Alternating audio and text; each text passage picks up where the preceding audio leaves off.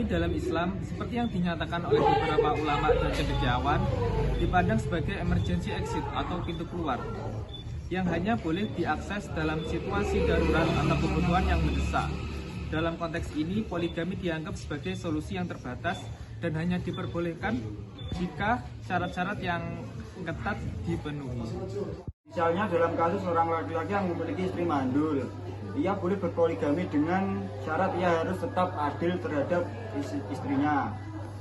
Pandangan ini didasarkan pada ayat Al-Quran yang mengizinkan poligami, tetapi dengan syarat-syarat yang ketat, seperti kebolehan berpoligami hanya dalam situasi darurat dan dengan syarat adil terhadap istri-istrinya. Menurut pandangan Ulama Syihab, dalam Al-Quran sendiri tidak mewajibkan dan tidak menganjurkan untuk berpoligami.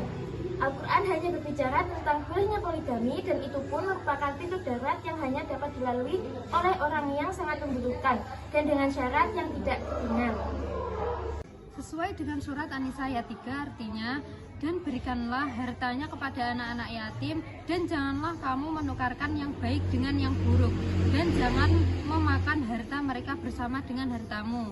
Hai anak-anak yatim, maka nikahilah perempuan-perempuan yang baik bagimu, 2, 3, atau 4 orang. Maka jika kamu takut tidak dapat berbuat adil, maka biarlah hanya satu atau seorang budak saja yang menjadi milikmu. Pandangan Quraisy Shihab, beliau menganjurkan atau menekankan untuk monogami, tapi beliau juga tidak melarang untuk melakukan poligami.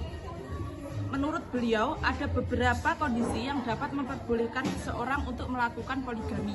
Di antaranya yaitu jumlah laki-laki lebih sedikit daripada jumlah perempuan, peperangan yang tidak kunjung dapat dicegah, yang mana lebih banyak merenggut nyawa lelaki daripada perempuan, serta adanya kemandulan atau penyakit parah yang diderita seorang istri yang tak kunjung dapat memberikan keturunan pada suaminya.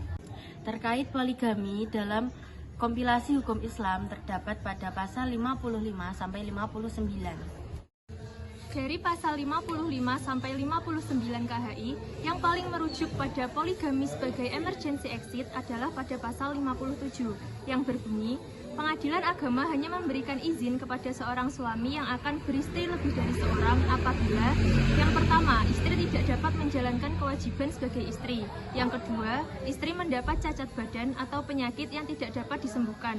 Kemudian yang ketiga, istri tidak dapat melahirkan keturunan. Terkait poligami terdapat dalam pasal 4 Undang-Undang Perkawinan Nomor 1 Tahun 1974 bunyi ayat 1, dalam hal seorang suami akan beristri lebih dari seorang sebagaimana tersebut dalam pasal 3 ayat 2 undang-undang ini, maka ia wajib mengajukan permohonan kepada pengadilan di daerah tempat tinggalnya.